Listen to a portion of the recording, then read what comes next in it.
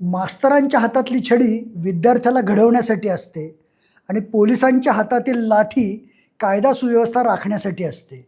पण जेव्हा विद्यार्थ्यांवरच लाठी उगारली जाते तेव्हा प्रश्न फक्त कायदा सुव्यवस्थेचा राहत नाही, तो लोकशाहीचा, संवादाचा आणि शासनाच्या संवेदनशीलतेचाही बनतो. नमस्कार, मी विवेक इनामदार.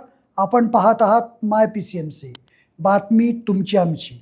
आज आपण चर्चा करणार आहोत देशभरात चर्चेचा विषय ठरलेल्या आंदोलनाची. नीट परीक्षा पेपर फुटी प्रकरण, विद्यार्थ्यांचे आंदोलन, पोलिसांचा लाठीमार, या सगळ्या मागे उभे राहिलेले अनेक गंभीर प्रश्न. चला सुरुवात करूयात. छडी लागे छमछम, विद्या येई घमघम, ही म्हण अनेक पिढ्यांनी ऐकली आहे. या म्हणीमागचा अर्थ विद्यार्थ्याला शिक्षा करणे नसून त्याला योग्य मार्गावर आणणे हा होता. पण आज चित्र बदलले आहे.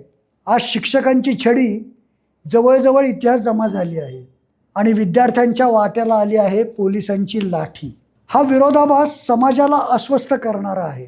दिल्लीतील जंतर मंतर येथे नीट परीक्षा पेपर फुटीच्या निषेधार्थ विद्यार्थ्यांचे आंदोलन सुरू आहे. केंद्रीय शिक्षण मंत्री धर्मेंद्र प्रधान यांच्या राजीनाम्याची मागणी केली जात आहे.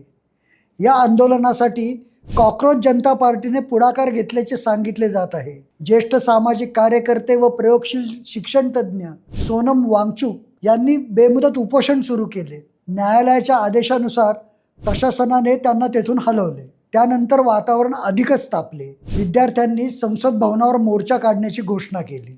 पोलिसांनी त्याला परवानगी दिली नाही. तरीही विद्यार्थ्यांनी संसदेच्या दिशेने जाण्याचा प्रयत्न केला. पोलिसांनी त्यांना अडवले. दोन्ही बाजूंनी संयम सुटत गेला. पोलिसांनी अश्रुधुराचा वापर केला. त्यानंतर लाठीमार केला. सोशल मीडियावर जे व्हिडिओ व्हायरल झाले त्यामध्ये विद्यार्थी पळताना दिसत आहेत. जमिनीवर पडलेल्यांवर लाठ्या चालवल्या जात असल्याचे दृश्य दिसते. काही विद्यार्थ्यांना पकडून मारले जात असल्याचा आरोप केला जात आहे. हे व्हिडिओ पाहून देशभरातून तीव्र प्रतिक्रिया उमटल्या. विद्यार्थ्यांविषयी सहानुभूती निर्माण झाली. सरकारवर टीका सुरू झाली. दुसरीकडे सरकारचे म्हणणे वेगळे आहे. सरकारचा दावा आहे की विद्यार्थ्यांच्या आंदोलनाच्या आड समाजकंटक घुसलेत. पोलिसांवर दगडफेक झाली. अनेक पोलीस अधिकारी व कर्मचारी जखमी झाले. देशात अराजक निर्माण करण्याचा प्रयत्न झाला. परकीय शक्ती तरुणांना भडकावत असल्याचा आरोप करण्यात आला. म्हणजे दोन्ही बाजूंचे दावे एकमेकांपासून पूर्णपणे वेगळे आहेत. पण सामान्य नागरिक काय पाहतो? तो TV आणि मोबाईलवर दिसणारे दृश्य पाहतो.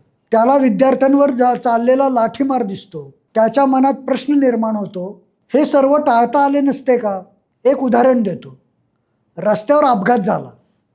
एका मोठ्या ट्रकची एका छोट्या दुचाकीला धडक बसली. तपासानंतर दोष कोणाचा हे ठरते. पण पहिल्या क्षणी समाज काय म्हणतो?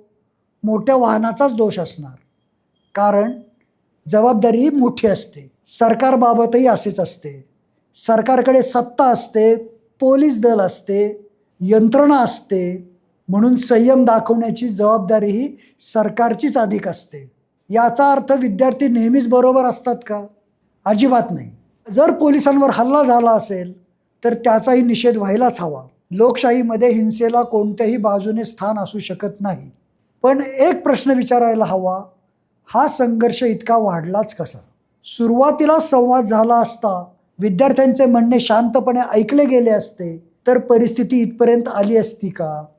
लोकशाहीची ताकद लाठीमध्ये नसते. लोकशाहीची ताकद संवादामध्ये असते. सरकारची ताकद विरोधकांना चिरडण्यात नसते. सरकारची ताकद विरोधकांनाही विश्वासात घेण्यात असते. या आंदोलनामध्ये मूळ प्रश्न कोणता होता? नीट परीक्षा पेपर फुटी, विद्यार्थ्यांचे भविष्य, परीक्षेवरील विश्वास. आज या सगळ्यांची चर्चा कमी आणि राजकीय आरोप प्रत्यारोपांची चर्चा जास्त आहे. मूळ प्रश्न पूर्णपणे बाजूला पडला आहे. आज देशात प्रत्येक आंदोलनाचे दोन गट तयार होतात. एक गट म्हणतो सरकार बरोबर, दुसरा गट म्हणतो आंदोलन बरोबर. पण सत्य अनेकदा या दोन टोकांच्या मध्ये असते. आज गरज आहे ती संतुलित विचारांची. सरकारने विद्यार्थ्यांचा आवाज ऐकायला हवा. विद्यार्थ्यांनी शांततापूर्ण आंदोलनाचा मार्ग सोडता कामा नये. हिंसा झाली तर शेवटी नुकसान लोकशाहीचेच होते. एक गोष्ट लक्षात ठेवायला हवी, आज रस्त्यावर असलेला विद्यार्थी उद्या डॉक्टर होणार आहे, शास्त्रज्ञ होणार आहे, प्रशासकीय अधिकारी होणार आहे. उद्याचा भारत घडवणारा हा तरुण आहे.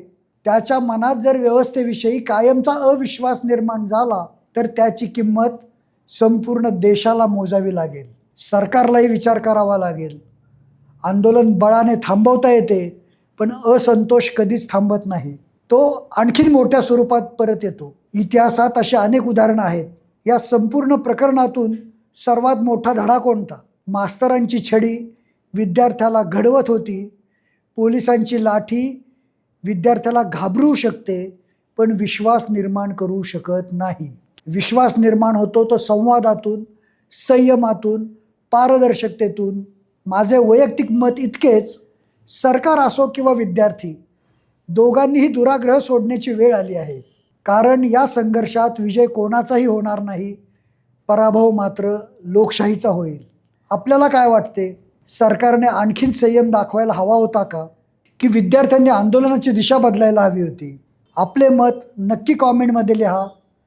व्हिडिओ आवडला असेल तर लाईक करा, जास्तीत जास्त शेअर करा आणि माय PCMC चॅनलला सबस्क्राईब करायला विसरू नका. मी विवेक इनामदार. पुन्हा भेटू एका नव्या विषयासह. नमस्कार.